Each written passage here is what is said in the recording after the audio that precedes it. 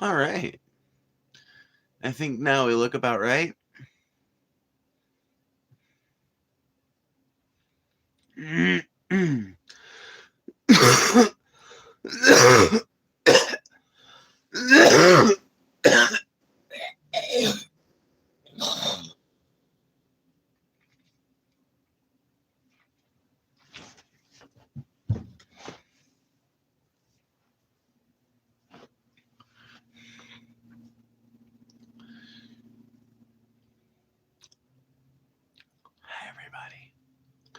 Hi, everybody. Harper, Ibrahim. Hello, hello, hello. Welcome, welcome. Greetings. Make sure you're hitting that like button as you roll in. You know what to do. Top of the morning, top of the evening, top of the doodah day.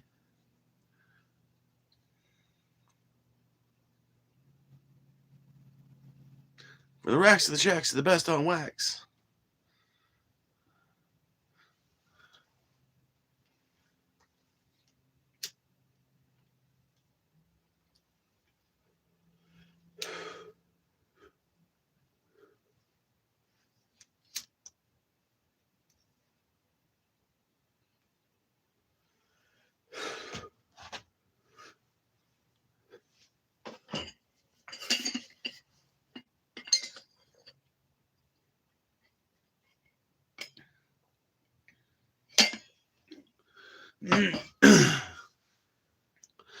I'm confused about the DHS shutdown thing. Are they just not getting paid, or is it being dismantled?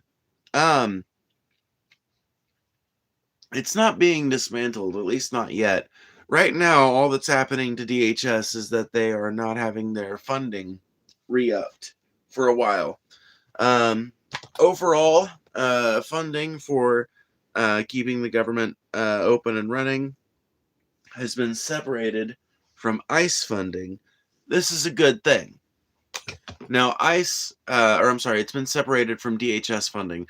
Now, ICE funding is, ICE is funded separately from the overall DHS apparatus, but DHS has a much larger budget than just ICE. So, they're going to have to shut down the Department of Homeland Security until there can be some kind of deal made on this funding issue, which is probably going to mean if the Democrats are able to hold the line and they're able to actually grow a spine and stand up for the American people, then that means that a big drawdown will be required. Hopefully an end to all of these Gestapo tactics. At which point the Department of Homeland Security would be funded again, and hopefully things would go back to some kind of normalcy when it comes to immigration enforcement.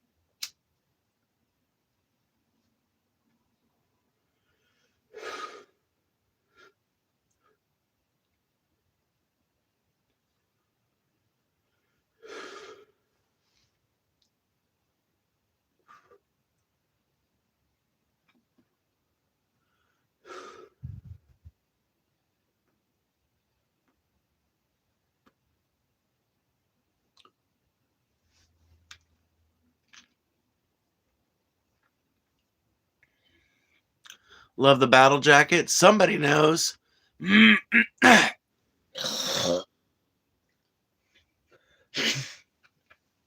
damn. I will be so glad when I can move back to a vape. This fucking shit has me so clogged up.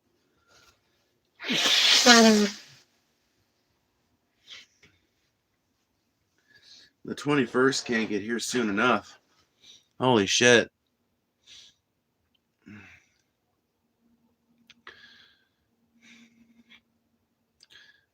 I ain't even seen somebody smoke out of one of those since my great-grandpa died. Well, it's probably as old as somebody's great-grandpa. I don't know. I just don't have, a vape right now. And so Until I can get another one, I got to smoke out of the pipe. It's what I got. It's what I got to work with. It's my backup stash, if you will. But yeah, so Department of Homeland Security is going to have to shut down. They are not going to find some kind of deal before end of business tomorrow. And that's good. This is good. This is a good thing. Or no, it was today. Today was the deadline. So as far as I know, they did not find a solution.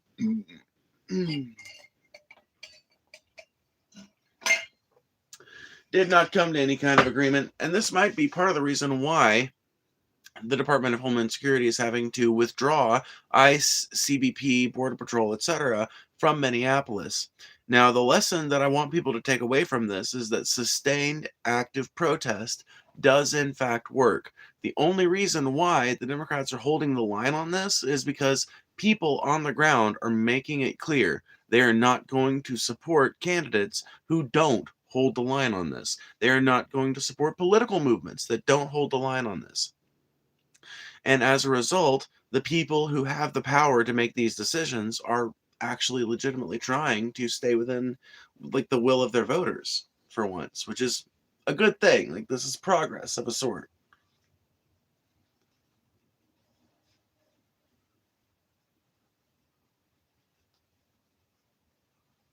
Now, it's going to take a while to get every single victory that's sought in the fight against the Department of Homeland Security and the abolition of ICE. But this is a big victory, and we should all be celebrating. It's a victory for the working class, it's a victory for solidarity, and it's a victory for mass organization.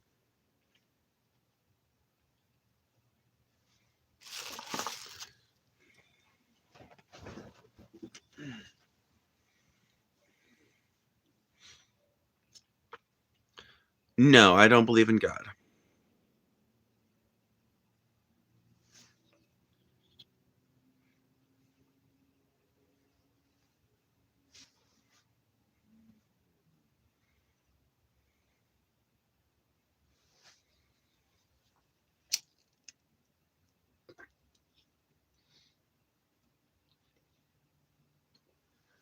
Make sure you guys are hitting that like button, by the way, as you're rolling in. Every single time you hit that like button is a chance to send the stream out to even more people, which increases the quality if you're viewing pleasure by increasing the number of people who can engage in the chat. So please consider doing so if you haven't done so already.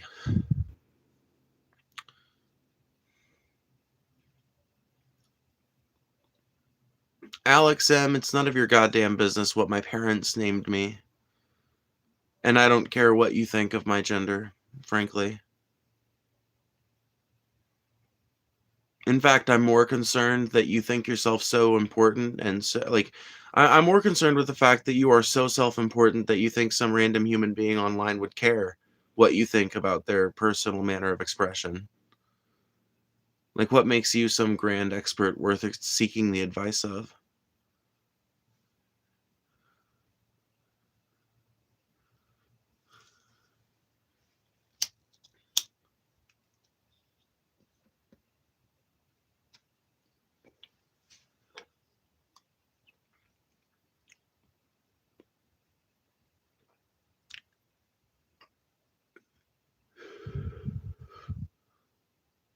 Why even entertain ignorance like that? Because I'm smarter than them. Pretty good at turning their stupid comments into something that is, like, a little bit funny to laugh at in response.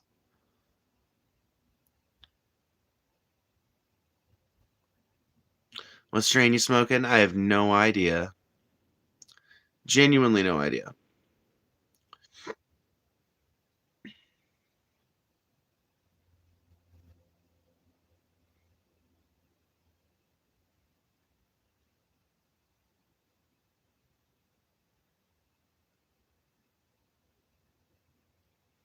Smoking runts. That's kind of what this tastes like, and kind of what the nugs look like. So I think it actually might be a runts or a runts crossbreed. Honest question, are you transitioning? Yes, I'm a trans woman. I've been out as trans for 6 years and like a month at this point. Like 6 years and a month. That's pretty crazy to think about, actually.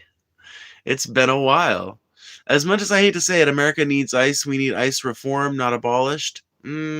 I don't agree, Ibrahim, and here's why I don't agree. So, the function that ICE serves is something that's already done by two other agencies. Immigration and Customs Enforcement shares its responsibilities with Border Patrol as well as Customs and Border Protection, which you'll notice has a very, very, very similar name to Immigration and Customs Enforcement. What are the two differences between these organizations? Fundamentally nothing. There is functionally nothing different with these two systems. It is just one more layer of bureaucracy to allow one more layer of interference within people's everyday lives. It's one more axis of oppression. And ultimately, it does not need to exist. It's very new. It's one of the newest departments of the United States government. The Department of Homeland Security was formed with the Homeland Security Act in 2003. It is not something that needs to exist. It's something that could be abolished, and all of the functions currently served by the Department of Homeland Security could go back to being under the organizations that they were under before then. Trust me, the problems that led to 9/11 had nothing to do with a lack of national coordination and everything to do with an active willingness to destroy the American people's civil liberties. So I would argue that yes, not only can we abolish ICE, but we could probably stand to abolish either Customs and Border Protection or Border Patrol as well. We do not need both of them. We certainly do not need all three. Why do you believe in God? I don't see any evidence for God, so it just doesn't seem like a compelling belief system. My Uncle Donald's is getting me a job with ICE 2 weeks from now. I doubt it, Mark.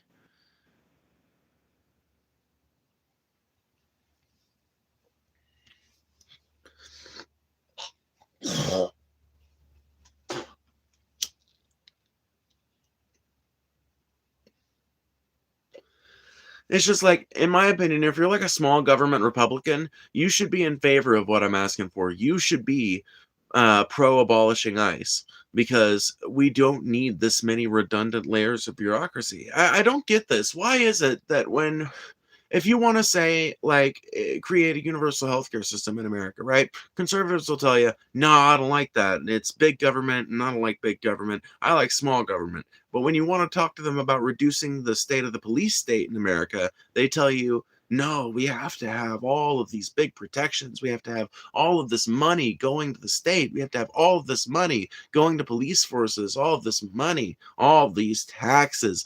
The very thing that they want to tell you not to even talk about if you want to like introduce a universal healthcare system or a universal food stipend or rebuild America's crumbling infrastructure. If you want to do any of these major, really important things, there's a whole class of people that are ready to tell you off for trying to violate their sacred right to small government. But if you actually press them on the issues, you'll find that they don't care about small government. You'll find that what they care about is providing narrative reasons for why their particular policy should be enacted and other people's policies should be rejected. Ultimately, they don't have any theory, axioms, or moral values that they can fall back on. They've got like a sort of vague impression of what they want the world to look like. And it's very easy to tell once you start actually taking them down the logical line of what their beliefs would mean if they actually stood for them and believed in them. I mean, you can pray for me if you want to. I don't really think it's going to have an effect. You talk too much. Literally, the entire point of live streaming is to talk. So that's literally like the stupidest comment that's been sent in here all day. But I hope you feel special. Thank you, Riley, for the $2. I appreciate it a ton. You know that. I know that. We all know that. Redundancy is a hallmark of small government, right? Yeah, I know, right? Like endless, needless redundancy for no reason other than like lining the pockets of the private prison industry.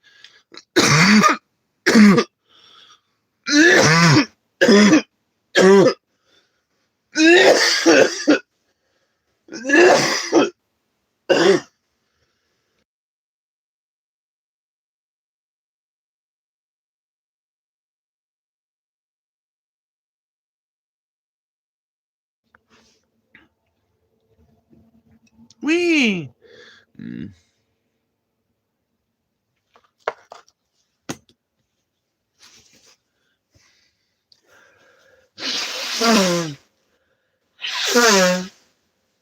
Craig on Jen, I gotta call you out. There is no such thing as suicidal empathy. There's no such thing as homicidal empathy. These are bullshit terms. These are not clinical terms. These are rhetorical, political terms invented by people like Charlie Kirk in order to excuse their absolutely soulless and sociopathic disregard for anybody who isn't them. Immigrants do nothing but commit less crime than native-born citizens and work in our fields and factories. And I will never support a policy that would engage in mass deportation of them. I don't know why it's been so hard for me to convince so many right-wing people of engaging in what would be a Reaganite policy. That's what I advocate for. I advocate for the same solution to today's undocumented immigrants that Reagan actively enacted towards the undocumented immigrants of the 1980s. He granted them amnesty. Ronald Reagan understood that immigrants were a net positive for the economy and the population, for crime rates and for culture, and therefore he granted this massive influx of undocumented immigrants amnesty and allowed them to open up businesses and start homes and families here in this country. So this is not some crazy left-wing open border policy, anarchist policy that I just plucked out of Karl Marx's back pocket. This is literally Reagan-era paternal conservatism that I'm spitting at you when I tell you that the solution to today's immigration problems is immigration reform, abolishing ICE, and amnesty.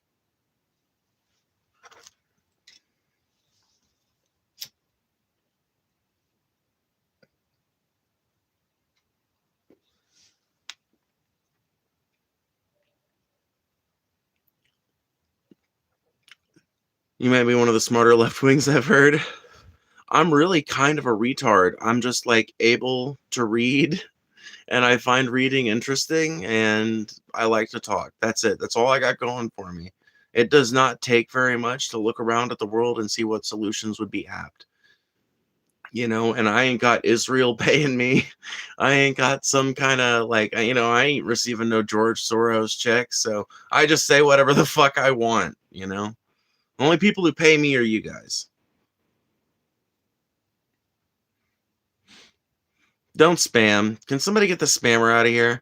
You are not the main character of this live stream, and I'm sick to death of people thinking they can insert their stupid-ass narrative without arguing for it, merely by typing it out a bunch of times. It's got the same energy as someone who, just yells the exact same slogan when they're at some kind of protest event. It's like, come on, mix it up, mix it up, mix it up. I asked the question, Phoebe. Can you go back and read it? Kind of wild theory, but I'm interested in your opinion. Sure. Let's see.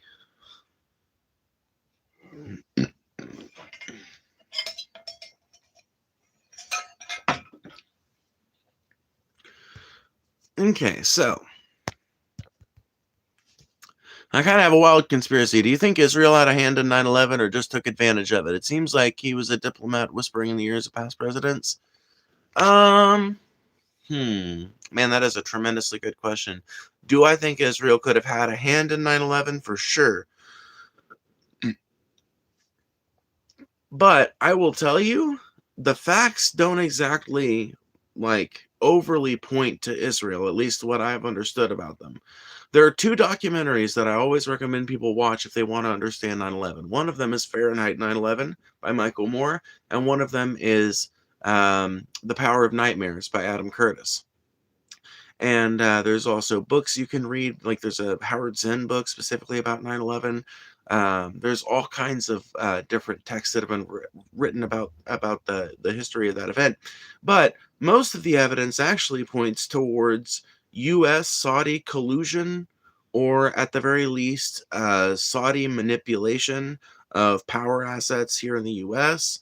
to create a crisis that would increase the value of their stock portfolios. So, honestly, I would point more towards the Arabs in Saudi Arabia than I would towards the Israelis in Israel when it comes to 9/11 in particular. I haven't personally seen any evidence that makes me think that Israel could have had a hand in it. But the reason why I say it's possible that they may have is because, like, Israel is one of these countries that, like America, probably because they learned it from us, they try to have a hand in as many pies as they possibly can. So maybe.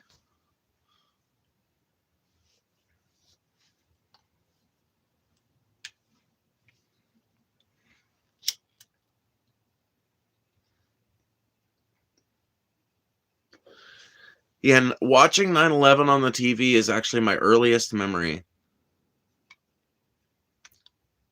I sometimes like to say my life began with 9/11 because that is the first thing for which I have clear memories. And it's probably honestly not even a real clear memory. It's probably just like what they call a composite memory or a false memory, which people will do, and it's actually really kind of cool. Is like we've got a better capacity for recreating memories on our head now that we've got advanced photo technology.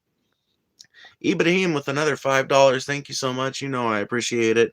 It's okay for them to pick our fruit and clean up behind your children, but let one of their children want to become president and people go crazy.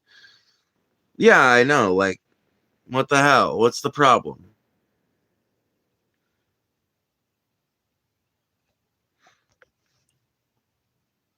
Are you talking about AOC there? I'm trying to figure out which politician you're talking about, but yeah, no, I tend to think that our relationship with the Mexican people and with Hispanic people broadly is incredibly hypocritical. Thank you for the $5, by the way. But yeah, it's incredibly hypocritical. We rely on these people fundamentally for their labor, and we are not afraid to talk about it or show it off. But for some reason, every 5 to 10 years, we go on one of these mass deportation sprees. This being the worst one I've ever seen in my lifetime, and we get like really culturally opposed against them, and there's always kind of this undercurrent of racism against people from south of the border, but it is so fucking patently stupid because Mexican culture is interwoven throughout American culture. And it has been for fucking decades too. This is not some new feature of American culture. Like, America, what people think of as America is informed by cultural influences from Mexico and from the Southwest that was heavily influenced itself by the admixture of Spanish and Native American populations, which is the same thing that created Mexicans. Okay? So, um, people might not want to acknowledge this, but it's just a fundamental part of what American culture is. And I like the fact that we are a melting pot that has embraced a million different things. And some of them we've not embraced. We've horribly crushed them, and we've taken the bones, what was left of them, the dust, and we snorted it up our noses and we incorporated it that way. But we still made something unique and, in my mind, worth preserving on some level. But it's so fucking disappointing to talk to so many conservatives because you'll just hear the most defeatist shit. And they will talk about this country as if it's fucking scum until you want to talk about ways that you could make it better. In which case, they'll tell you that you're the scumbag for calling America out for its bullshit. Whereas they are perfectly willing to act like America's the worst country ever when it's a Democrat in the presidency or when something's not going their way. Hypocritical ass bitches.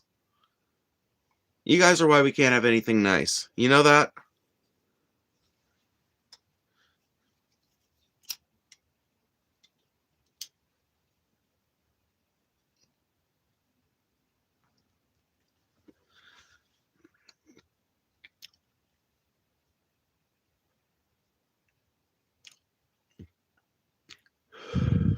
Why can't we disagree without being assholes? We can.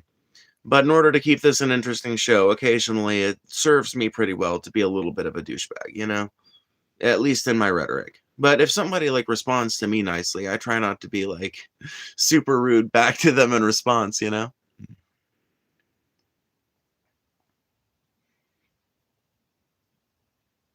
What did you hit over there?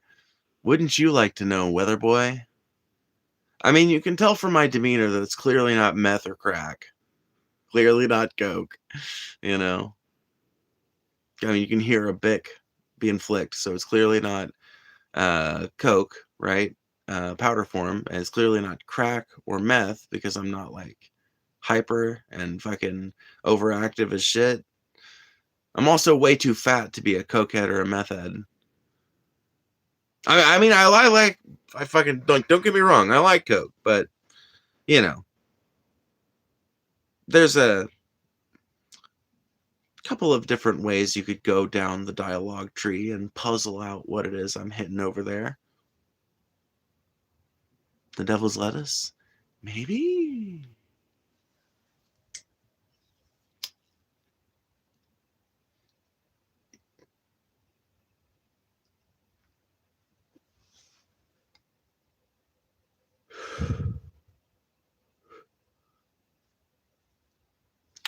I've seen fat meth heads. Everybody tells me this. I have yet to see it myself. If you say so.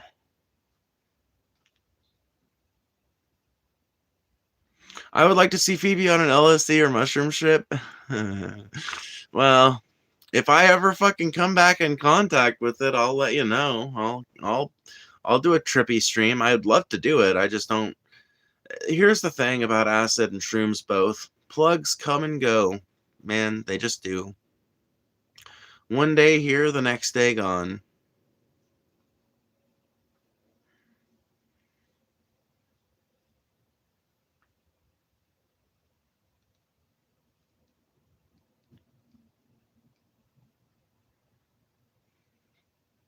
What do you think of post-apartheid South Africa? I will be real with you. I don't know shit about South Africa other than a very baseline kind of like, I know it was Dutch people that founded it. I know the thing called the Boer Wars happened there. I know that it was an apartheid state for a long time where like black people were oppressed as fuck. And now it's not apartheid state, and a lot of white racist types will say that it's like really fucking like now it's the exact opposite. Now white people are oppressed, but I don't believe them because they have like a narrative reason for saying shit like that. So I can't.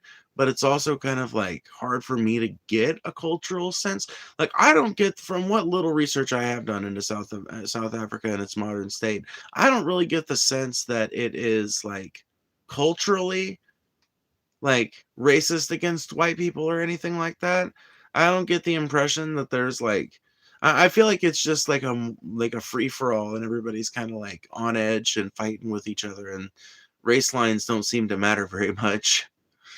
It seems like class lines are the sharper distinction over there, but like I said, I know very little about it.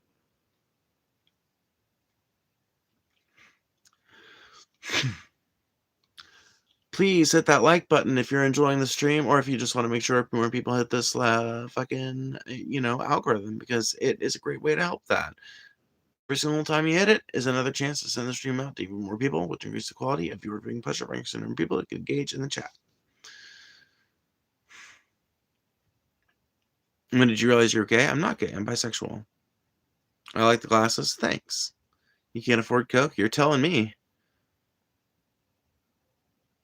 Neither can you, though. Nobody can afford Coke anymore except the fucking Trump administration and the many fucking lackeys that are adjacent, right? They can clearly afford a drug habit. Have you seen Pam Bondi giving testimony? Bitch is fucking drunk as a motherfucker, or she is fucked up on drugs or something. Something's wrong with that bitch. Not only is she fucked up giving testimony before Congress, but she is giving the worst testimony that you could possibly want a politician to give. They must legitimately just think there's never going to be an election. That's one of the things, like Pam Bondi and the way she is reacting in Congress and how she's being like a petulant child and doesn't seem to have any fucking respect for the very concept of testifying before Congress. It really makes me think that the Trump administration, the right wing, the MAGA movement, etc., they legitimately are planning on stealing both the 2026 midterms and the 2028 election because like they're acting as if they don't have any chance of being voted against. They're acting as if they don't have a very slim margin House and a slim margin Senate. they are acting like things couldn't flip like that. So it makes me wonder, like, are they just planning on fucking outright stealing the election and preventing things from turning against them? Because how else? Like, surely, like, Pam Bondi can't be acting the way she has been in front of Congress and expecting her movement to retain power. Surely to God, like, through voting, right? Like, sure, like, she must have some insider information saying, like, we're going to do our damnedest to stay in regardless of what democracy has to say about it.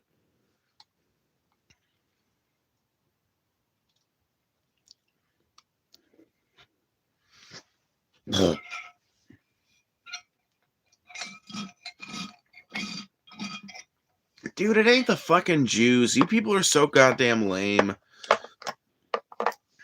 Stupid motherfuckers. You could shit in your pants and you'd fucking scream about the Jews.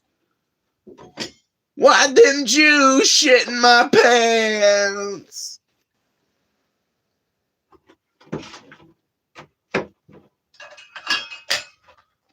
Let me ask you, bro. When it starts raining on a day that you were expecting to be nice and sunny, you had plans that day, you're going to do something outside, do you, like, shake your fist at the sky and scream at the Jews? Like, exactly how much do you blame on the Jews, friend? Can I know? Will you tell me? Will you be honest about this?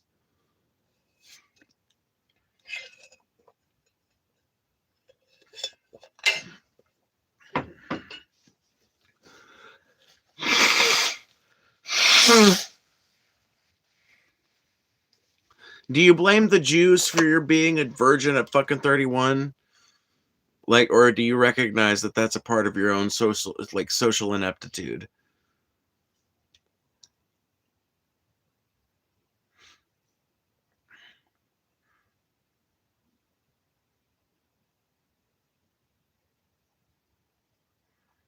Turkey 2028?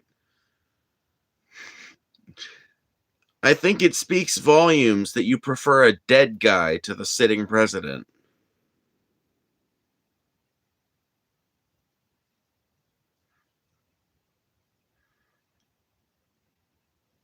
Calling someone a virgin looking how you do is crazy. I look like somebody that fucks, bitch. What are you talking about?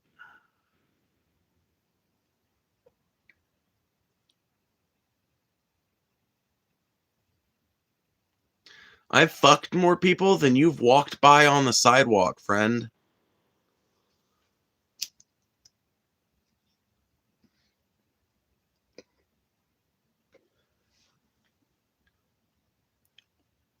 Yes, Mark. Hi, Mark.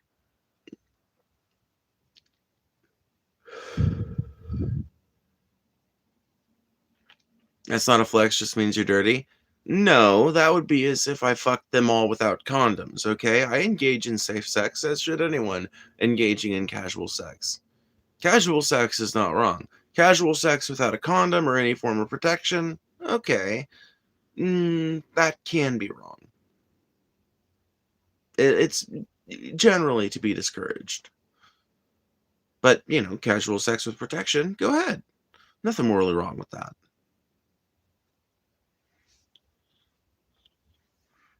Where are you meeting women? All over. It is really not hard to meet sexual partners, especially these days. At what point do you believe that America will fall into the second Civil War? This has been a huge talking point over the last 6 months. And thank you for the $5, Ibrahim. You've been incredibly generous tonight, and I appreciate it a ton.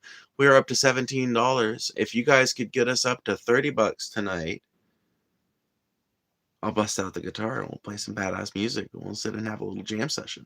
But we'll see if that happens. Anyway, but here's a situation that I think could happen. If the Dems and Repubs manage to negotiate some kind of deal wherein DHS gets its funding back and Trump starts re-engaging his Gestapo army in all these blue cities and all these blue states, and I think that is going to be a thing he's going to have to do, because I think he's going to be using ICE, CBP, and Border Patrol as like he has been for the last year, like an extension of his own like force of will, basically. And I think that they're going to be an integral part of trying to manipulate the election this year. I think that it'll be a very hotly contested election, but overall, there will still be a ton of seats that flip. The people in these different races are largely going to be told by Trump to fight like hell, to do their own personal coups and stuff like that. I think that the pressure will probably increase around this time on these blue cities, likely to the point where some kind of violence erupts. The National Guard will be called out and told to protect the citizens. It's like honestly, we were on the precipice of this exact situation with what was happening in Minneapolis until the fucking border czar or whatever he was like, all right, we're gonna take everybody out of here. Until that operation ended, we were basically on the precipice of this with Minnesota. Tim Walz had called up the Minnesota National Guard and had them deployed to Minneapolis and large cities, and it was like right there in that it was right there in the zone where it could have happened. Something could have popped off. Federal troops could have engaged National Guard troops, and at that point you've got a civil war battle. Now, whether that evolves into more conflict, ultimately that depends on the decision making of the surrounding states, but that would be like a textbook example of a civil war battle. So I think that it's just a matter of things continuing to devolve in the direction that they've been devolving over the last 8 to 12 months, honestly. But that's the moment. That's the fulcrum moment you need to be on the lookout for. Moments like what happened with Alex Pretty and Renee Good. Moments like that. Too many of those happen, and shit starts to become so tense that something has to happen. It's like a game of chicken. Somebody has to turn. Or violence.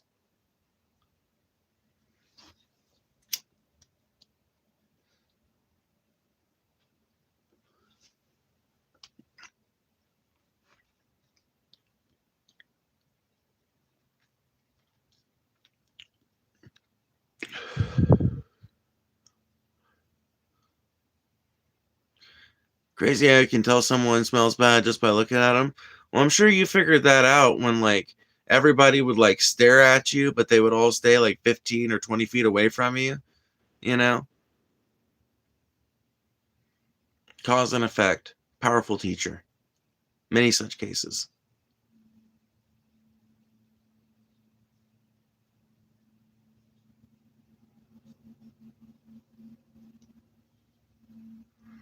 Impeachment now, otherwise Tangerine Toddler gonna provoke World War III, or a second civil war, or a million other conflicts of which we can't even fucking fathom or name yet because our imaginations have been stretched to that not so far limit.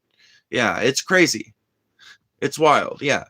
And I think impeachment is like a legitimately good goal that we should be talking about and that people should be defensive of and everything. But at the same time, Republican controlled Congress, Republican controlled House.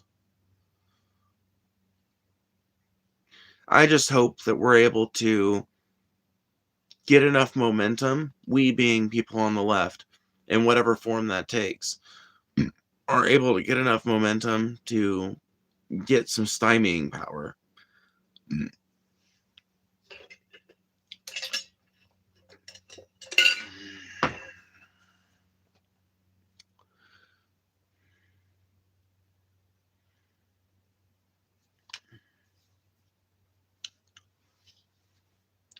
Got to get off the phone and then get out of the city will change your life.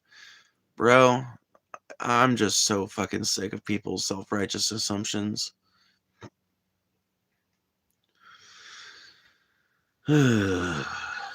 Douche chills.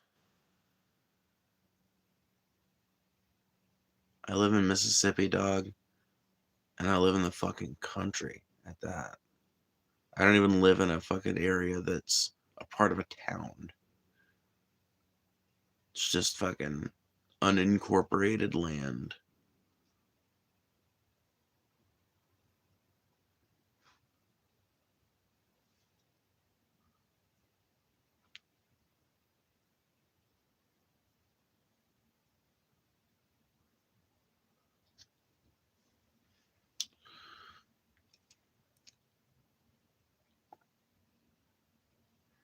This whole time I thought you were in Missouri. No, I grew up in Missouri and Mississippi. So, like I was born in Missouri, lived there till I was like 3, and then moved down to Mississippi, lived here till I was like 14, but moved back to Missouri, and then moved back to Mississippi. You get the idea?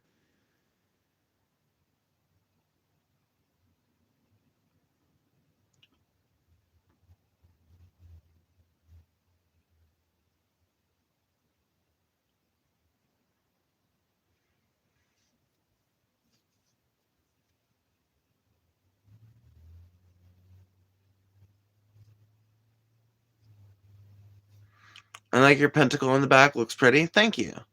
It is pretty. I like that spirit board too. It's a nice little decoration back there, don't you think?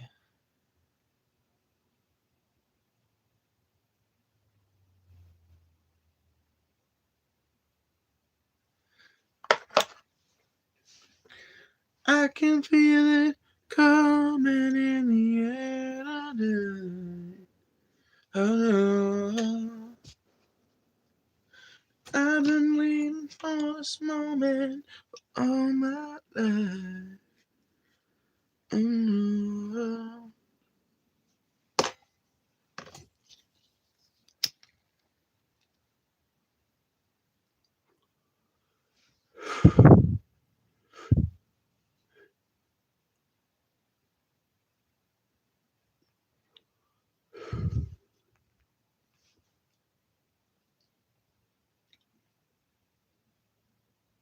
Bro, I'm telling you, Zach, I live in nature.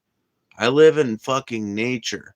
I don't have neighbors in like I live next my closest neighbor is a railroad track, okay? Let me put it that way. My closest neighbor is a railroad track. There's another neighbor that's fucking related to me, and you got to walk like 10 minutes to get to their fucking house. I can't see it through the tree line. The other neighbor is like past a hill, like you're still like that's I'm saying you're still making an assumption by even thinking I live in a city, period. Like, I don't. You're making the assumption that every single person that has a pride flag and like punk vest and a guitar with cool symbols on it and shit must automatically be like some city dwelling I don't know, postmodernist. I don't know what you think about us, but it's just like interesting to me because I've known so many people that grew up in the country that look like me, that talk like me, that think like me. By look like me, I don't mean like being trans or like looking actually like exactly like me. I mean like dressing in like an alternative kind of fashion, you know, crust punky vibes, folk punk vibes, regular punk vibes, goth vibes, etc.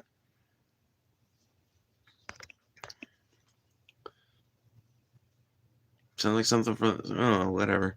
You can look at my channel. You can just look through the videos on my channel and look at the ones where it's like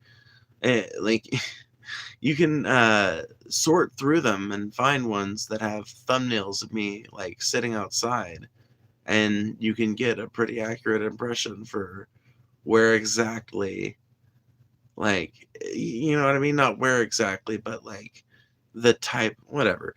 I don't give a fuck. If you think I live in fucking New York City, fucking good for you. Think whatever you want.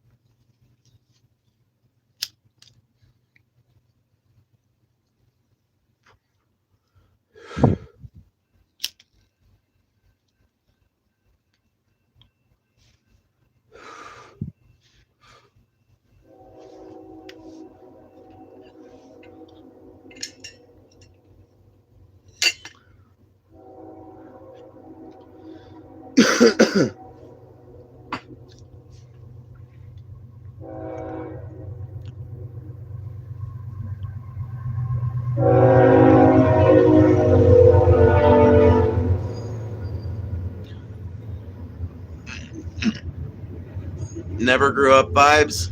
Damn right. I did grow up, but I never quite grew up. Like, I noticed something in happy old people, and that was a childlike sense of wonder and a willingness to be themselves that they never let die. And I will not be an unhappy old person. I simply will not be. And, I've got a good 50 years before I get to that point, but I will be goddamned if I'll be sitting around in my 70s wishing I had. I'll be goddamned if I'm sitting around in my 70s wishing, oh, if only I'd done that. If only I'd allowed myself to be expressive. If only I'd, taken this chance or that leap or done this opportunity or whatever. Fuck that. If only I'd been creative. If only I'd allowed myself to feel. Why would you trap yourself with those feelings in your old age?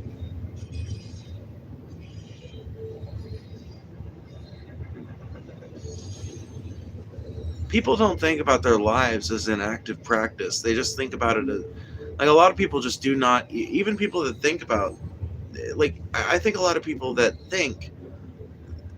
they think a lot about self-care don't necessarily think about themselves as a long-lived being with a lot of permanence on this world that has to be carefully maintained. And the decisions that you make and the manners in which you choose to express yourself have like an echoing effect throughout your entire life. Like, you control how happy you are, whether it's like you're a teenager going into your 20s or someone in your 20s going into your 30s. Securing happiness is like an active task of self-regulation, self-care, and long-term planning.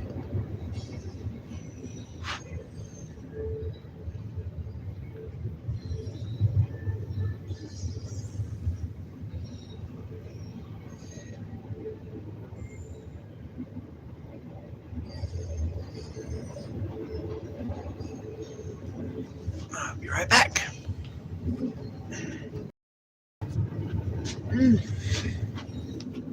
I wish I had a candle. Nice. Oh. Although, maybe if we get some warm nights here coming up, maybe we can do a fireside stream. We haven't done one of those in several months.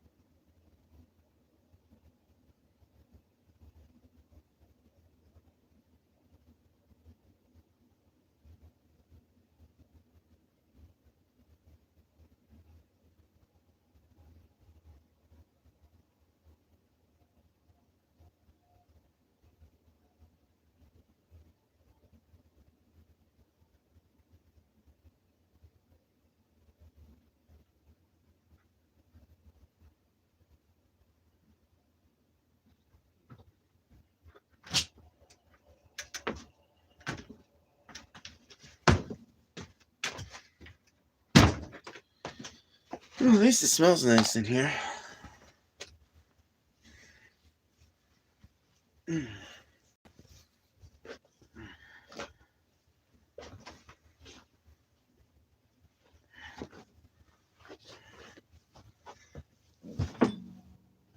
Oh, ooh, it's cold. Hoo-wee. Mighty cold. What kind of charge do we have? 30%. Fuck. I guess we're just gonna have to be cold, y'all. Is what it is. 100% it smells like shit in there. I'm sorry. Next time you come over and suck my girl dick, I'll make sure I clean it up a little better and spray some Febreze.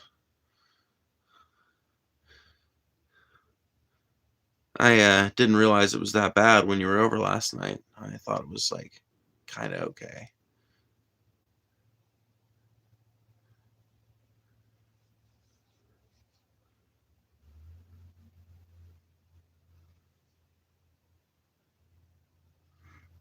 Do you think we should abolish the Electoral College? Yes.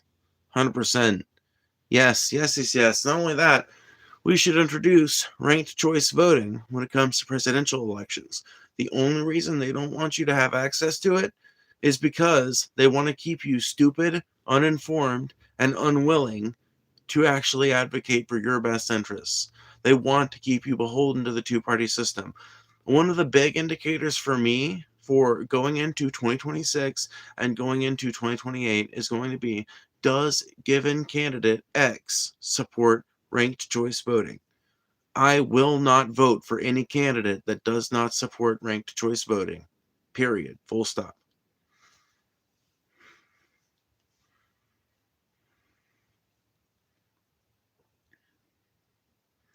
Ranked choice is cool.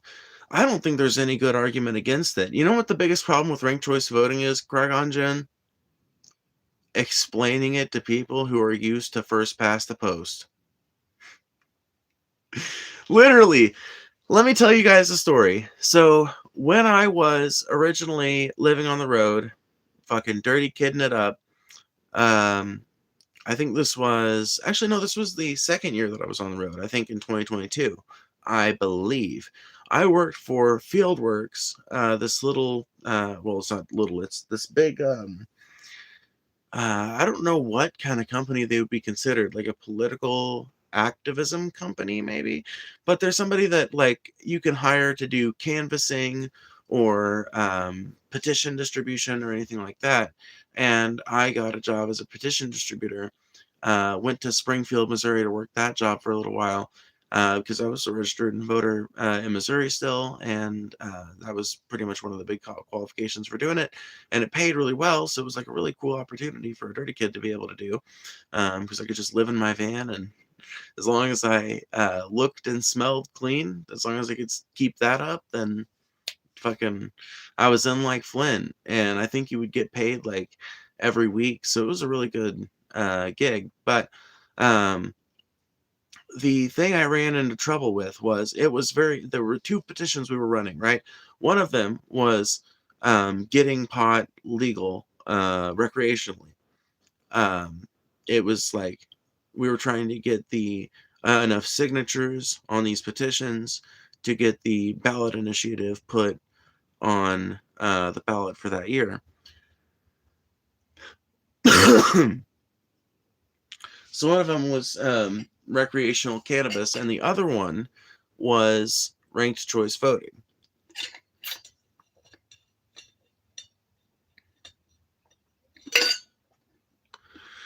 And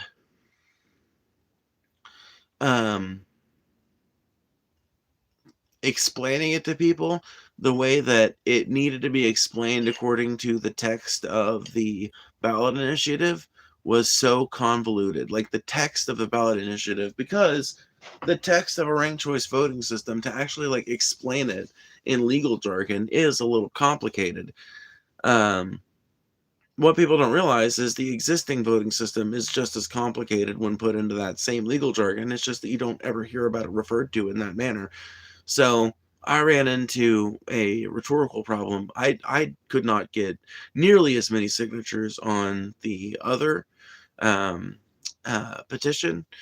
Like the cannabis petition, I got tons of signatures on, but the ranked choice voting petition, I had a real hard time getting signatures on that one People simply didn't understand the language used, and sometimes it's not that easy to explain to somebody how a change in the way voting is done could improve their lives. I feel like I'd be better at it now, honestly. I feel like I can probably make the argument quite a bit better. But there were limitations on how exactly you could explain things. Um, you weren't supposed to browbeat somebody into signing it. Like, you were supposed to like spend time with them, like educating them on the issue and all that. But there was like a fine line between that and like the browbeating kind of tendencies that you could. It was a hard thing. Yeah, it was weird, but that's ultimately the only problem with it. If you can get over that basic rhetorical hurdle, it's an objectively better system for selecting leadership.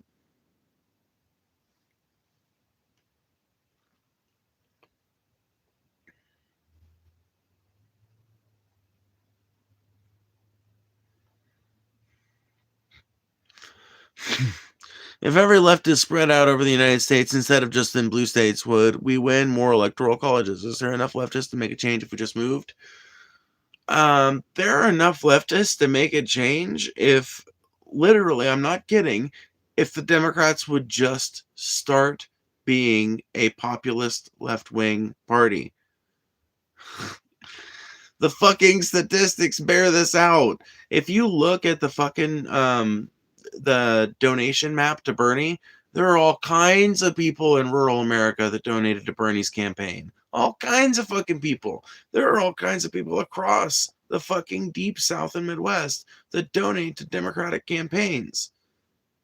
But when it comes right down to it, people are not gonna fucking like turn out in mass numbers for a candidate they don't really believe in. And like, there's a good base of support down there, but they can't take advantage of the full base of support unless they start supporting candidates like Bernie Sanders.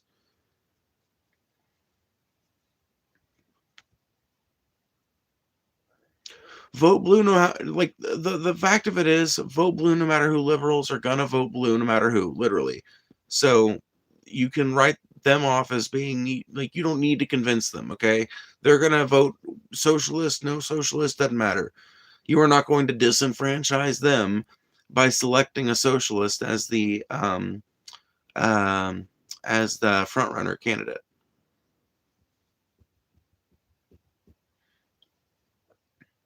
So if Democrats actually listen to progressives and unions, would actually get shit done? Yes.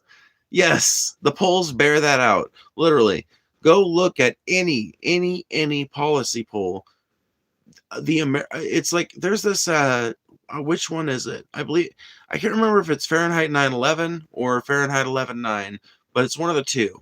And they're both Michael Moore documentaries, and in one of them he's talking about how America is a leftist country. He's like, and he builds it up so perfectly. Thank you, Pink Fur, for the $4.99. I appreciate that a ton. Baby Pink Fur, I love you. Thank you so much. If you guys get us up to $30, we will bust out the guitar and play some music. And you guys are only $8 away from that, so just keep that in mind. You can also donate through Cash App, which is down in the description below. But he's like, and I'm going to tell you something you've never heard in the mainstream media or in the news or anywhere else for that matter. America is a leftist country. Yep, that's right. We're a quinoa-eating, gay-loving, gun-cautious, and he just goes through, like, and it's true. Literally, it's fucking true.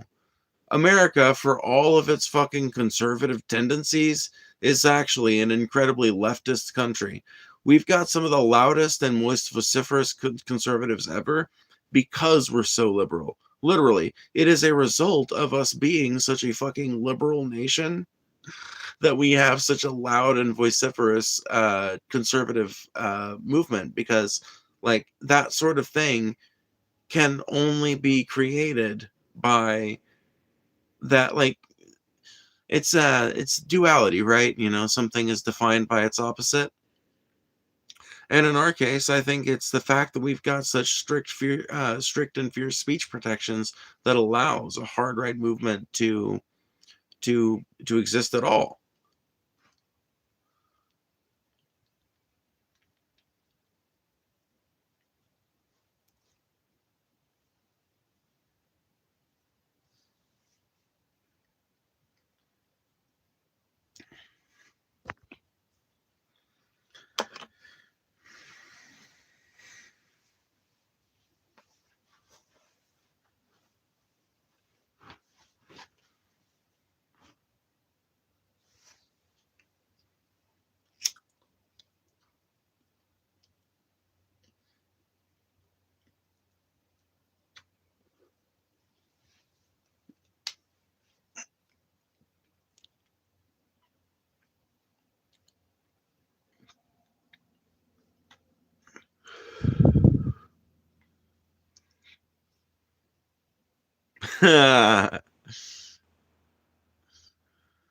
I work for Mossad. Read. I work for McDonald's. It's okay, little buddy. You ain't got to lie to kick it.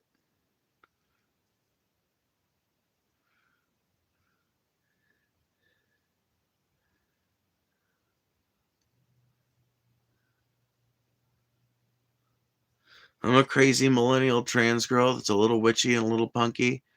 You're a weird, degenerate Nazi, you know? Why can we not cohabitate here in the land of the free and the home of the brave?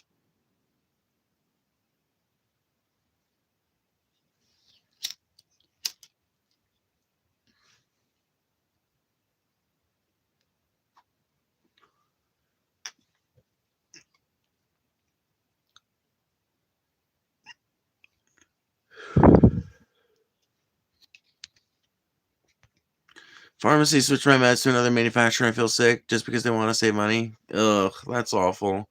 I'm sorry. That is fucking lame. One of our national monuments is basically just a brick dick. Yep. A brick phallus. Yep. Literally. A giant penis in the middle of the Capitol. I love it. The Washington Monument is great. The Washington Monument is George Washington's permanent, how do I put this most elegantly? It's George Washington's erect penis permanently honored in a place of stone glory that will stand forevermore in the American Capitol. People want to say fucking America's not a patriarchal country. Look at our fucking Capitol. Look at the Washington Monument and tell me this is not a patriarchal country.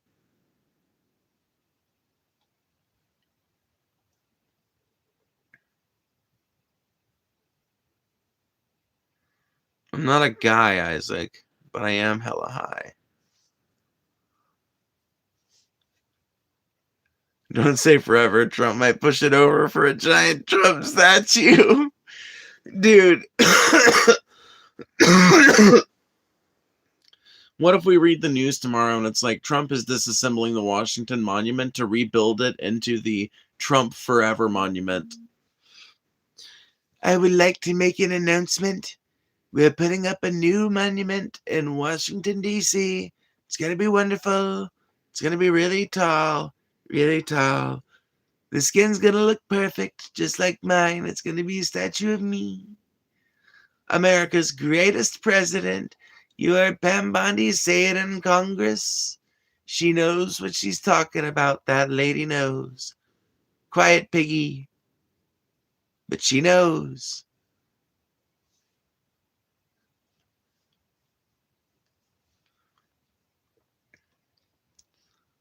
We're putting up a bigger penis. It's going to be huge.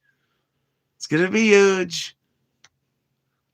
And China's not going to have anything to say about it. And Little Rocket Man will not be able to put up any competing statues. We will bomb his statues.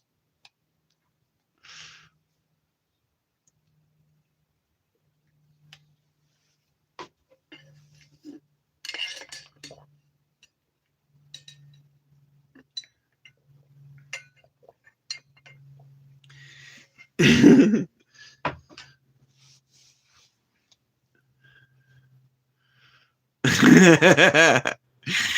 I gonna make Phoebe pay for it?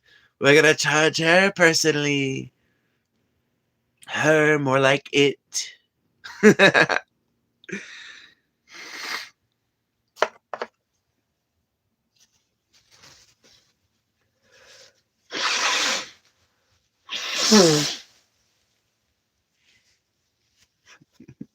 How did we end up with the weirdest fucking dictator, dude?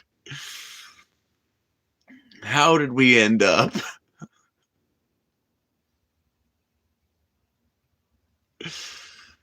I just wonder if people found Hitler this comical. I just genuinely wonder. Like, were Russians sitting around the fucking table wondering this about Stalin, you know? Or like laughing about Stalin in a similar manner? Probably. I know, I'm not saying Trump is Hitler or Stalin. I'm just saying, you know. He definitely idolizes power. I think he's trying to be a little petty Hitler.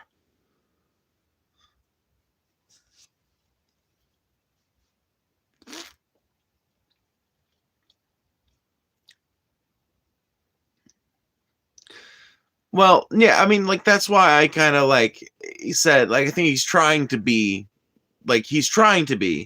but as of yet,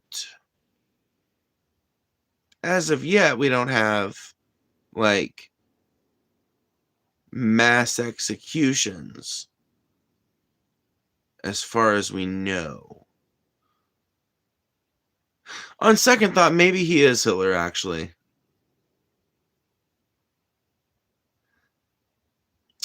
You know, something I think about all the time, a lot of Germans did not realize the extent to the Holocaust until after the war. Like, yeah, some people did, obviously. Like, people near the concentration camps very often knew perfectly well what was going on.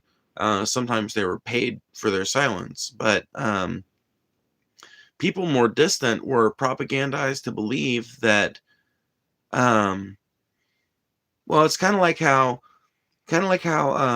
if you listen to the Department of Homeland Security, you'll get two narratives out of them. One, that they're battling an invasion and that immigrants are the most horrible people and that everyone they're going after is a horrible, awful person, but that they're also treating everyone humanely and that people are being appropriately taken care of, right? And the Nazis had a very similar line of propaganda. People not directly exposed to the centers of the Holocaust were often led to believe that Jewish people were just being deported and sent to forced labor camps.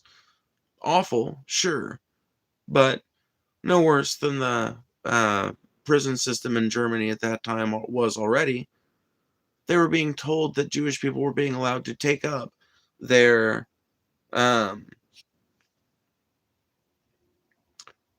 old trades.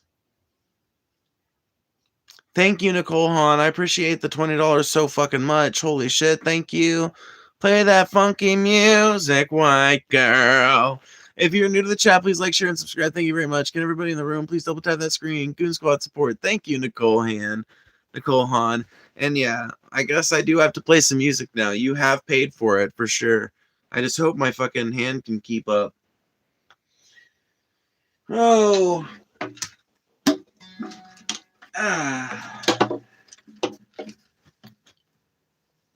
Thank you, Nicole.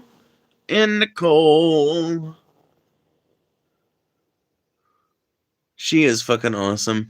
That's kind of a misnomer. A lot of Germans knew, but it was treated like it was cleaning up the mess and that they were simply in camps to be relocated, not being systemically removed. Right. Well, that's kind of what I'm saying. They were in camps to be relocated, or they were in work camps to be temporarily housed until the war effort was over, or something like that. The propaganda varied depending on the era of the war that you were in and the region of the country you were in. But the nature of the propaganda was basically the same. It was a two-faced spear it was a two-faced spirit propaganda that on the one face said that, clearly defined them as enemies and set out this list of enemies and all the horrible, awful things that they were doing, and justified by implication a lot of horrible, awful things to be done to them. But on the other hand, oh, we're not mass killing them with Cyclone B. We're just holding them to relocate them, or we're just temporarily holding them away from German cities so that they can't interfere with the war effort or whatever. They're being allowed to resume their old trades. They're being allowed to work regular jobs and all this. And obviously, lots of people in Germany knew that the camps were awful. But like I said, they figured, well, prison's not supposed to be a fucking fun place. And they figured, like you said, they were cleaning up. They were heavily propagandized too and all that. I'm not saying that the German people didn't have any complicity. They had a widespread complicity, obviously.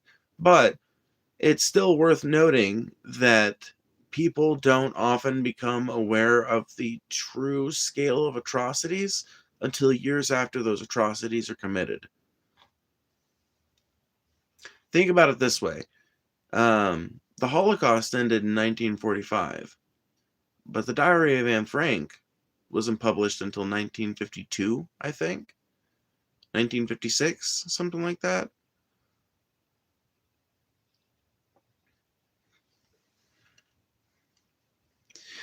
The sad thing is we have social media and can see what's going on with detention centers now. Yeah, for sure.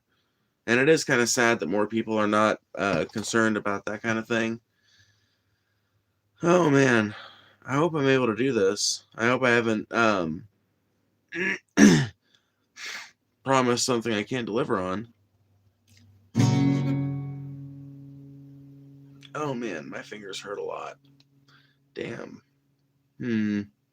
Fuck, man. I should have considered the fact that my left arm is out of commission before I set this up as a goal. Oh no. Oh no. What have I done? What have I done? We also have AI fakes now, so people can just write off anything that makes them uncomfortable as fake. Yeah, true. True. Which means that there could be things that are like, oh man, that's a real fucking scary thought, isn't it? And then that's a horrifying thought right there.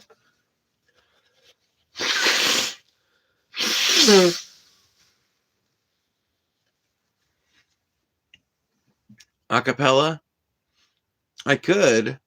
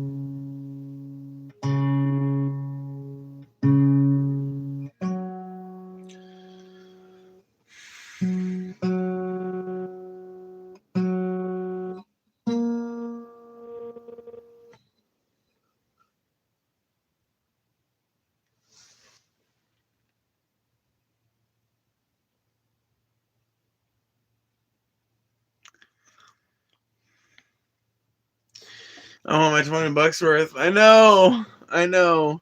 That's why I'm gonna suffer through and just hope I don't sound too awful. I don't know what I did to myself. I know I've got a weird fucking bump on my wrist, like I fucking sprained the fuck out of it right here. You look at my other wrist, it doesn't got that. That one does. So I don't know. I don't fucking know what I did to it, but it is the arm I use usually to carry my son. So I don't know if maybe I just stressed it, maybe a stress fracture or something. They just fuck. It hurts more to talk about it than it does to actually just deal with it.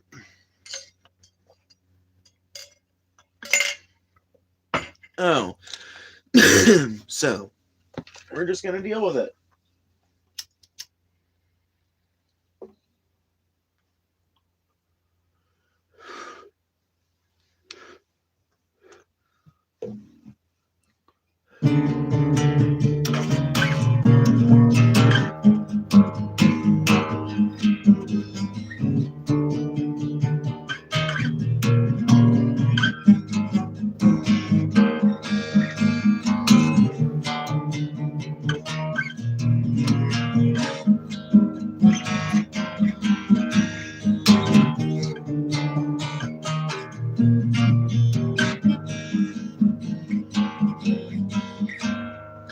Alright, maybe I'll be able to do this after all. Okay, let's see here.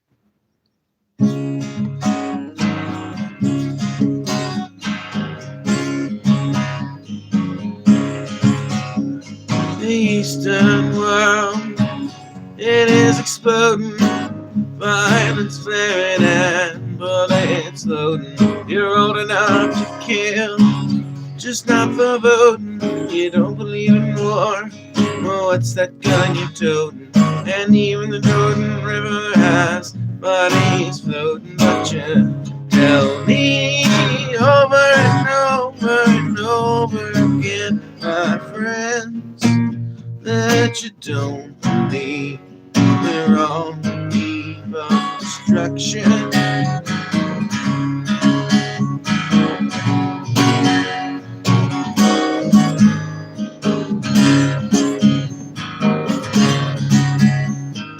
Don't you understand what I'm trying to say? Don't you feel the fear that I'm feeling today? If that button is pushed, well, there's no running away. There'll be no one to save with that world in a grave. Take a look around you, boys. It's bound to scare you, boys. And you tell me over and over and over again, my friend, that you don't believe we're on the eve of destruction.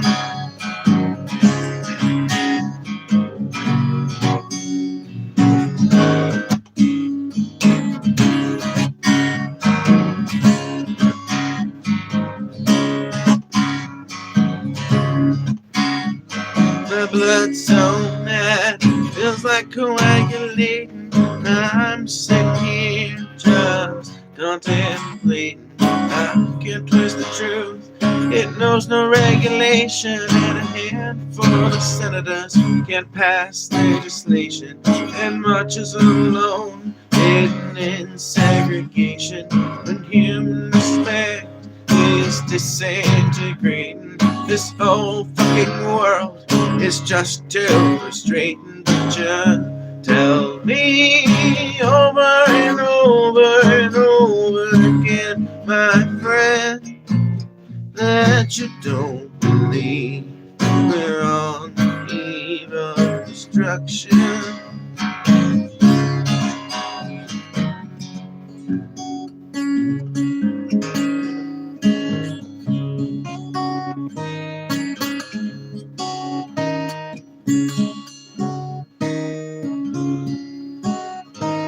Think of all the hate there is in Red China, then take a look around to Selma, Alabama. Well, you may leave here for 4 days in space. Well, when you return, be the same damn place. The pounding of the drums, the pride and disgrace. You can bury your dead, just don't leave a trace. Hate your next door neighbor, just don't forget to say grace. And tell me over and over and over and over again, my friend, you don't believe we're on the eve of destruction.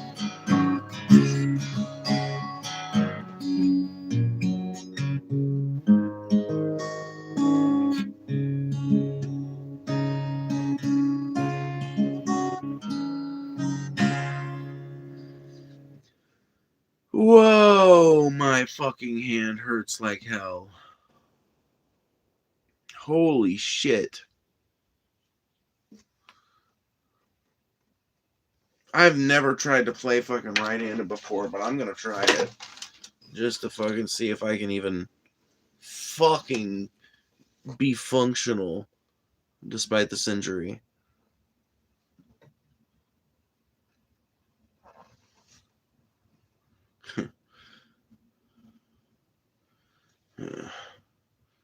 Well, if that ain't a ball of shit.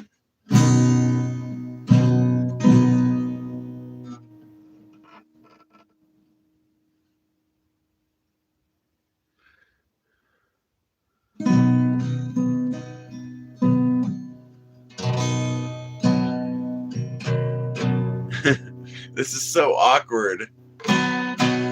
This is so awkward. Ah.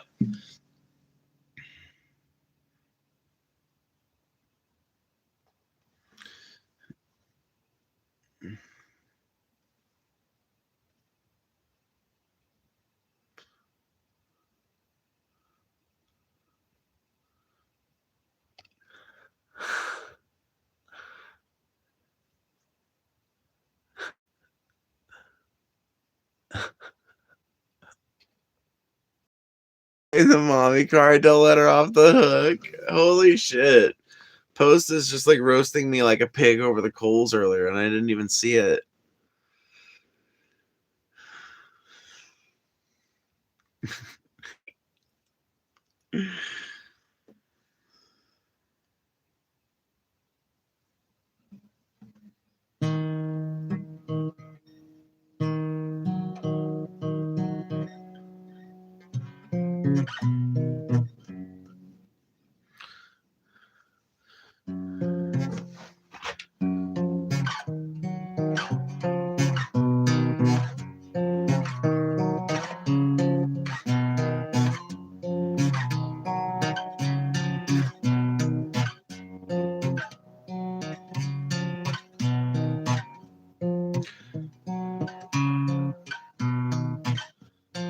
Traveling, swallowing, Dramamine. Feeling space, breathing out Listerine. I'd said that I'd tell you that you took the better part of me. If you could just break it for everything. I'd said what I'd said, and you know what I mean. But I still can't focus on anything. We kiss on the mouth, but still cuff down our sleeves.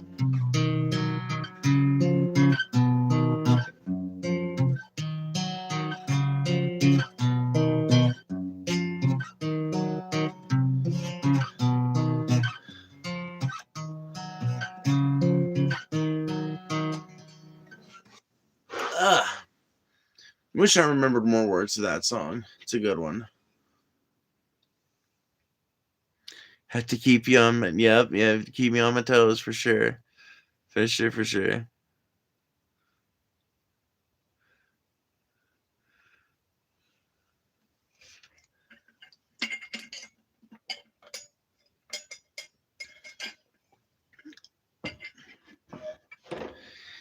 Phoebe used the disadvantage strategy to enhance her performance. Oh, like I bitch about the hand so that it's like more clear that it's a struggle, so that it like sounds even better and I can play it like more shittily, but it actually sounds better because the psychological effect has been established. That would be rather Machiavellian of me. Unfortunately, you're a little smarter than I am, and I didn't think of that.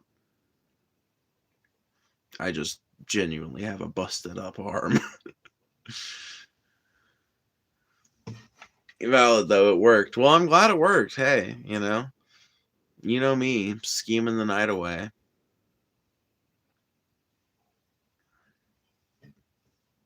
Ow. Trying to find songs that I can do with that in mind that don't hurt as much, you know?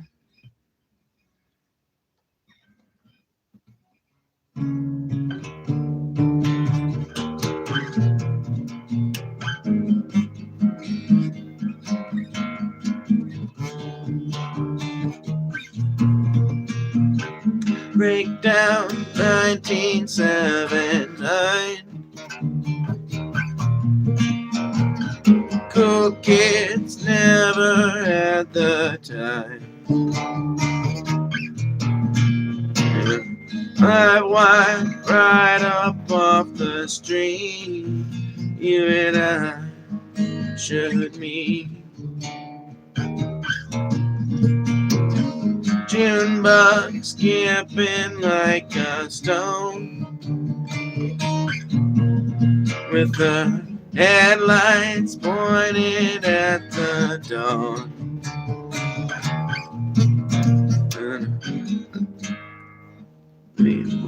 We were sure we'd never see an end to it all, and we don't even care to shake these zipper blues, and we don't know where our bones will rest to dust, I guess, forgotten, buried in the dust below.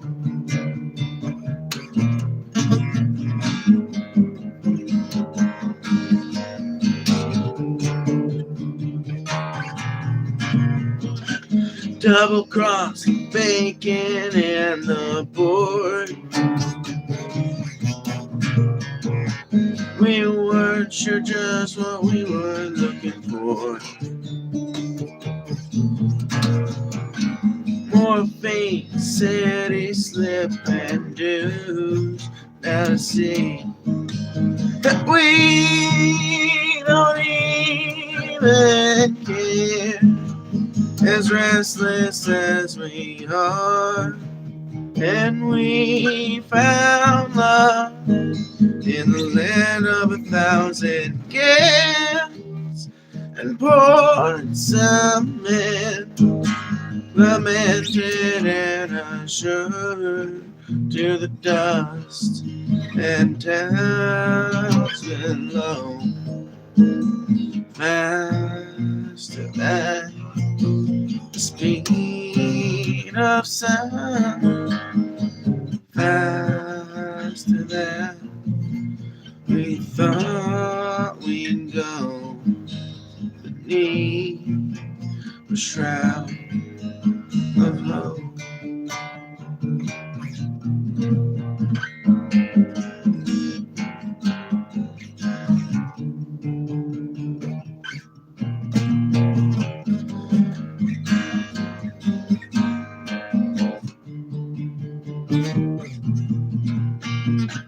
Justine never knew the rules.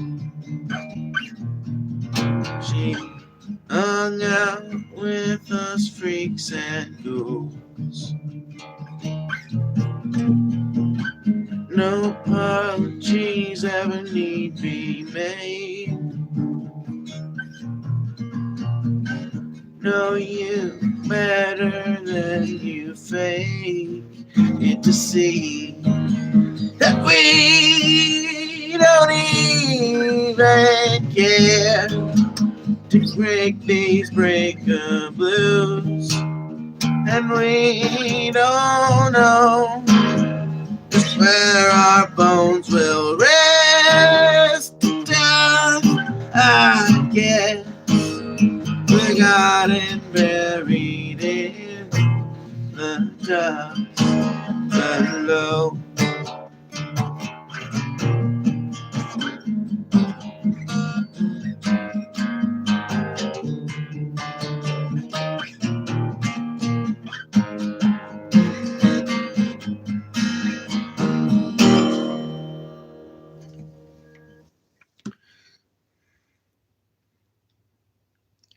No, I can't play Take a Walk on the Wild Side, but I should learn it. It's a good song.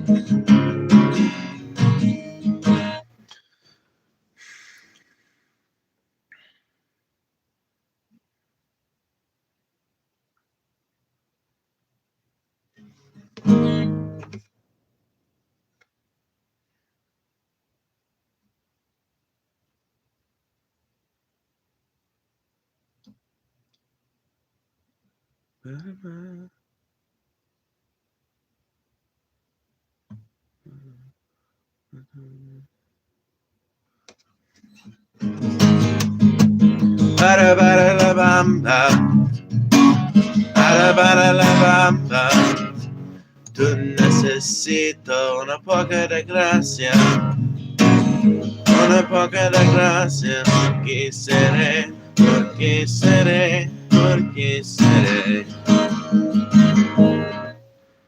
I need to learn the whole lyrics and then I can play that song.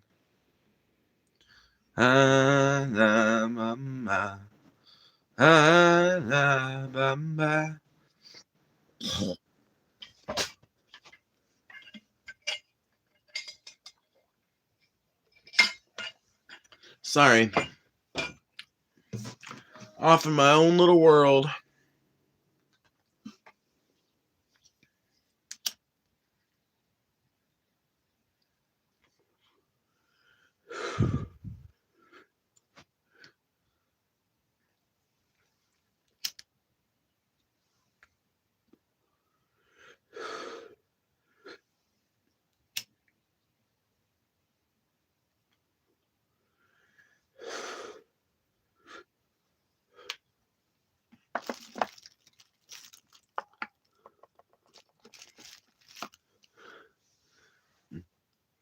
Do you like muffins or croissants? Both. I'm just a fan of bread.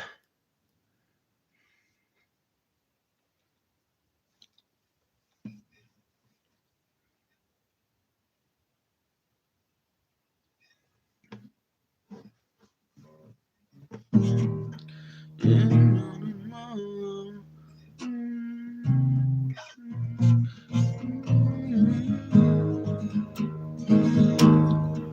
sorting feelings in our stomachs.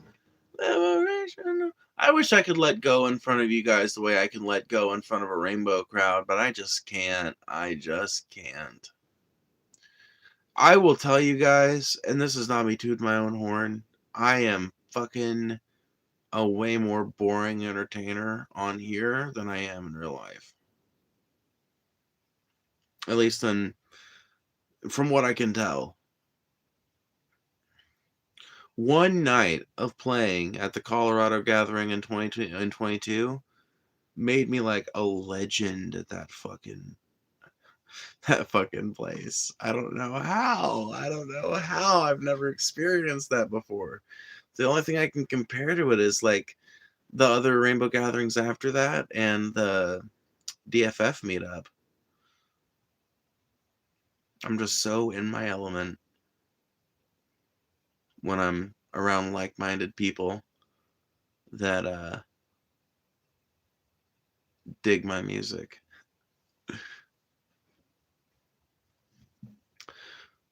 Flagpole said it would be fun. I was having visions, I was in them looking into the mirror to get a little bit clearer, the rottenness and evil in me. Fingertips of memories, I can't forget them, the sound of your body. And when I get a bit naughty, I run it up the flagpole and see who salutes, no one ever does. I'm not rich, but I can, but I'm not sick, but I'm not well. And it's a shame, 'cause I'm in hell. I don't know if I remember all the lyrics to it, but yeah. Been around the world and found that only stupid people are breeding. The mass is groaning and feeding, and I don't even own a TV.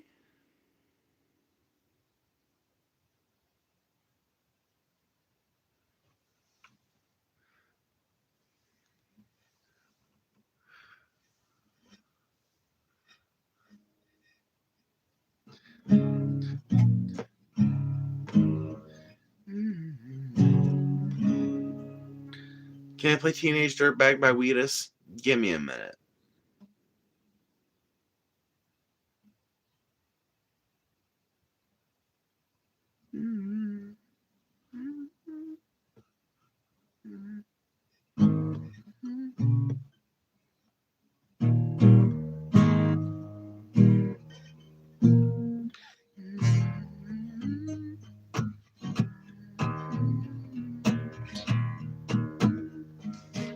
Her name is Noelle. I have a dream about her. She rings my bell. Got gym class in half an hour. Oh, how she walks in kids and tube socks. But she doesn't know who I am. And she doesn't give a damn about me. 'Cause I'm just a teenage dirtbag, baby. I'm just a teenage dirtbag, baby.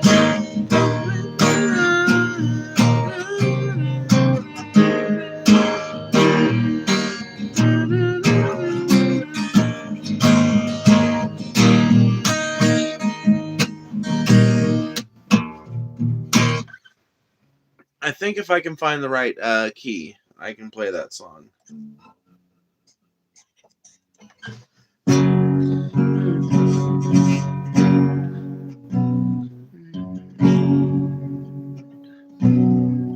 Her name is Noelle. I have a dream about her. She rings my bell. Got gym class in half an hour. Oh, how she rocks in cats and tube socks. But she doesn't know who I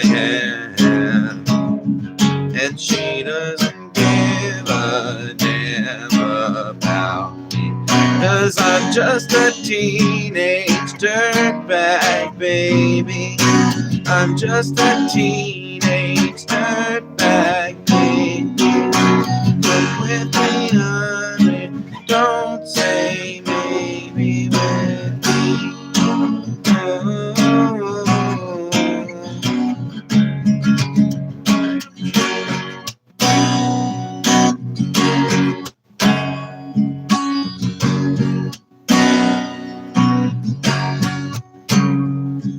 Her boyfriend's a dick.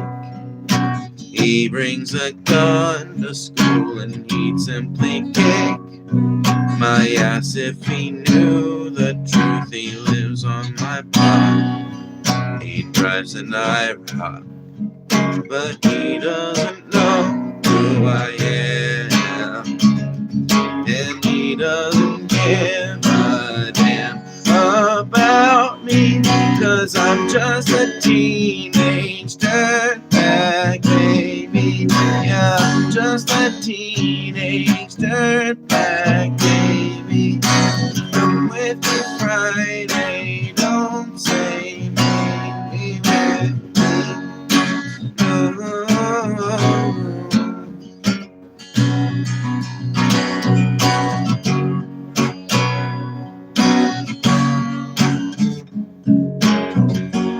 Oh yeah, dirtbag. No, she doesn't know what she's missing. Dirtbag. No, she doesn't know what she's missing.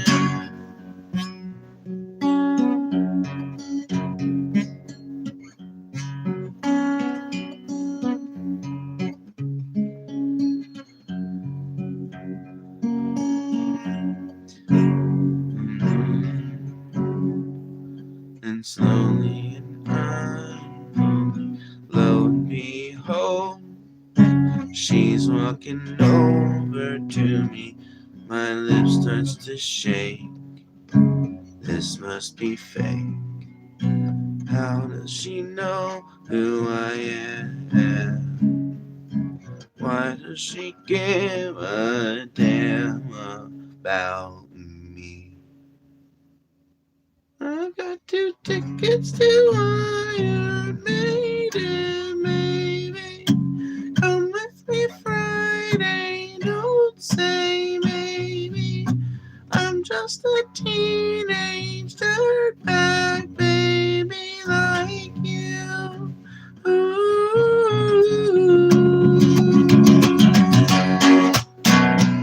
Oh yeah, dirtbag. No, she doesn't know what she's missing. Oh yeah, dirtbag. No, she doesn't know what she's missing.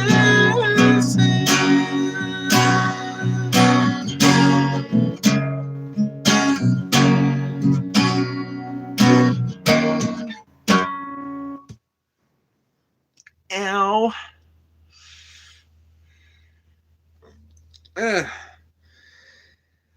Okay, that's all I'm going to be able to do for one night. But you guys were awful generous, and I appreciate that a ton.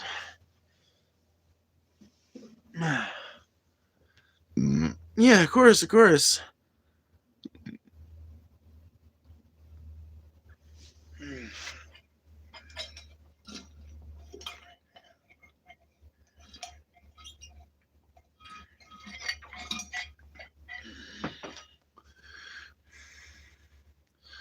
'90s night. It has been a '90s night, hasn't it? Yeah. Well, I'm going to go ahead and get off here. Thank you to everybody who so generously donated tonight. Oh, dude. Aw. Nice. Well, thank you, Michelle. I don't know who did that. Somebody sent me some money on Cash App. That's so kind of you. Holy shit. That is so awesome. That is so fucking dope. That is so fucking cool. What a kind and awesome person. Thank you so much. But yeah, awesome. Yeah, no. But yeah, well, fuck it. I guess I'll stay for one more minute. Just to let any last comments flash by. But yeah, thank you to whoever donated to my Cash App. That's down below. You guys are awesome for having contributed so much tonight. In total, we've made $72 fucking dollars so far. So you guys are fucking awesome. Literally, that is so fucking cool. I can't believe I get to do this as a job. It is the awesomest thing ever. And I'm glad you enjoyed the song. I'm glad you guys liked it. Give them time and we'll have a neuter on the playlist. I am like an ever-expanding compendium of songs, so that's not far off. That's not far off, actually.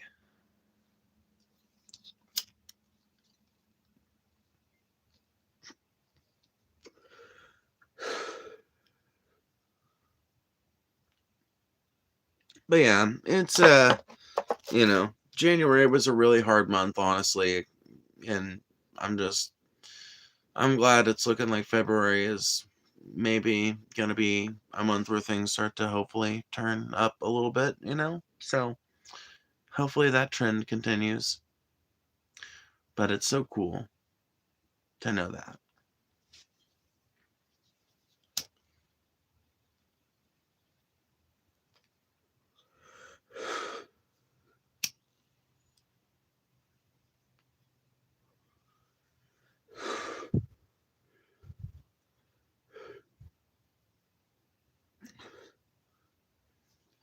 Very welcome.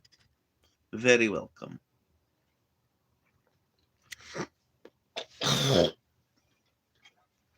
Very welcome. Assalamu alaikum.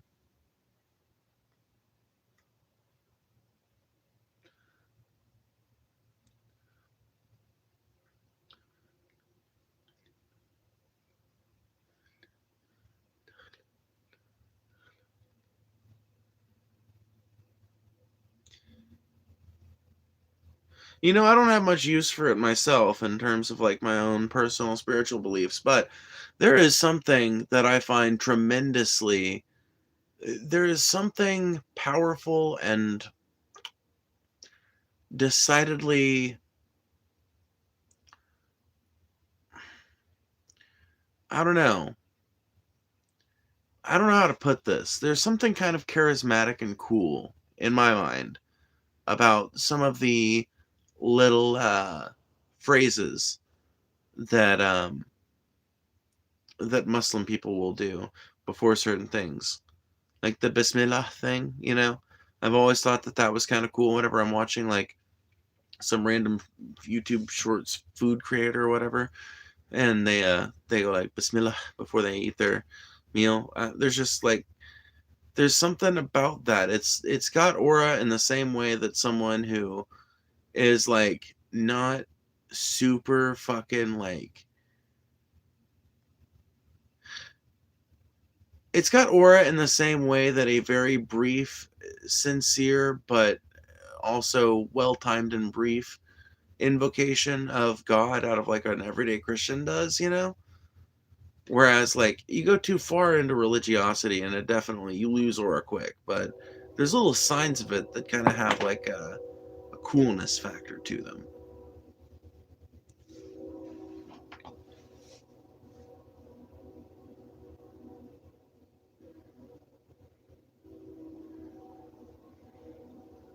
I guarantee there are going to be videos reviewing horrible things that you have done all over YouTube. Yeah, probably. There are videos like that for literally everybody who gets any like modicum of success on YouTube. So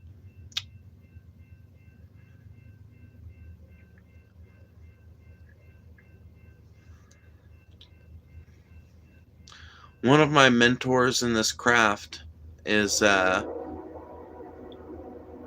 arguably most famous for the attack videos from 10 years ago. Good old trade.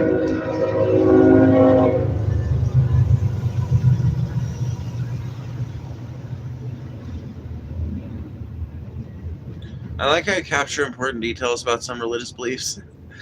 Yeah, thank you. Yeah, it's kind of you to notice that. Yeah, I try to be observant of that kind of thing.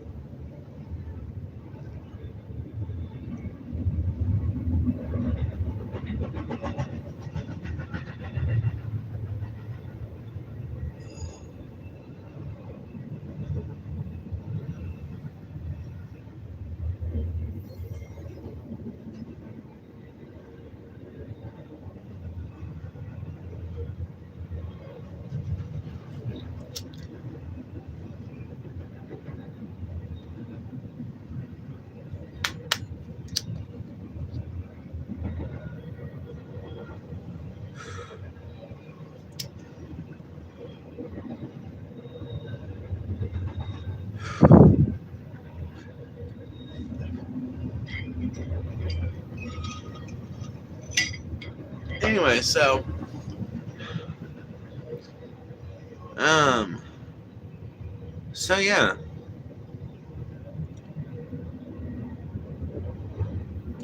I kind of want to wait until we get to the 2 hour mark, just because I feel like that's a good exiting off point.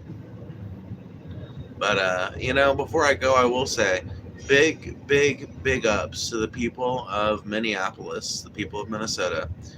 They have managed to fight off a fascist invasion, and the pressure that they have applied has reverberated through the halls of Congress. Thank goodness.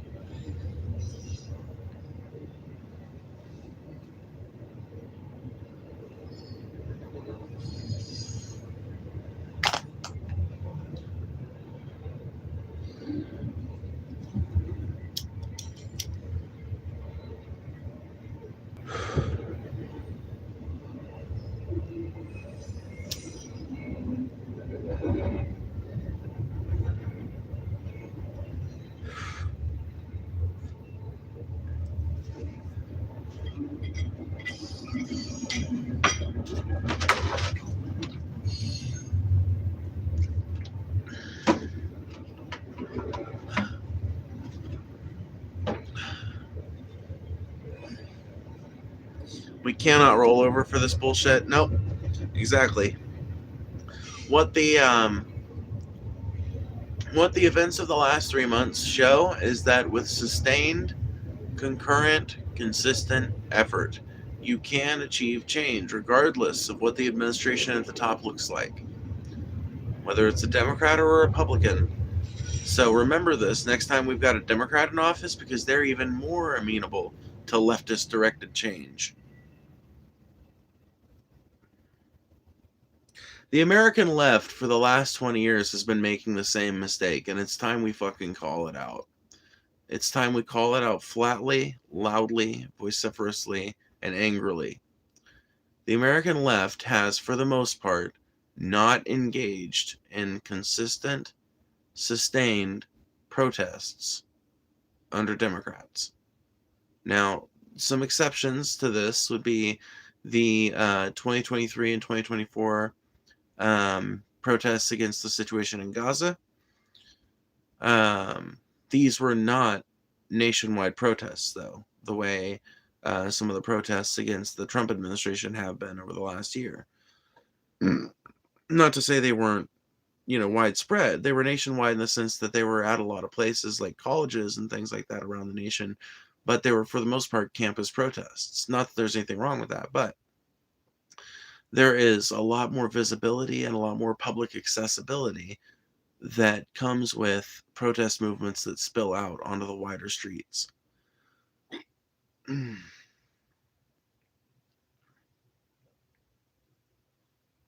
So we need to remember this lesson. We need to keep it in our back pockets.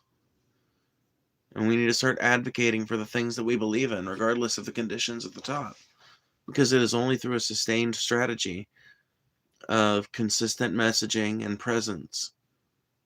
It is only through insistence that we are going to achieve many of the, incredibly important goals that a lot of us, that, you guys that listen to me, we all share.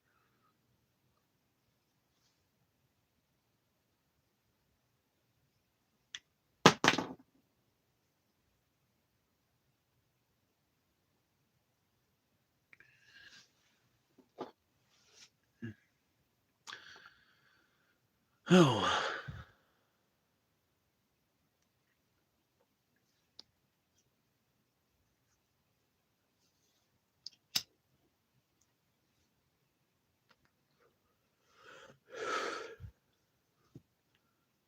But it's been a good night. I think I am going to go ahead and get off here. We haven't quite hit the 2-hour mark, but, I have to use the bathroom. It's pretty late. It's pretty cold. So, yeah, I'm going to go ahead and get off here. But if you've enjoyed this stream and you have a little money burning a hole in your pocket, consider sending a little bit my way to support further upgrades to the channel and me being able to pay my bills off this crazy YouTube shit, Um, uh, consider hitting that subscribe button and making sure that the bell is rang so you get notifications in the future. That's super important. And, in general, interact with the channel and interact with the people in your life. Go out, touch grass, take a 20-minute brisk walk with nothing but your thoughts. It'll help you. It'll make you feel better. It's a revolutionary act. Goodbye.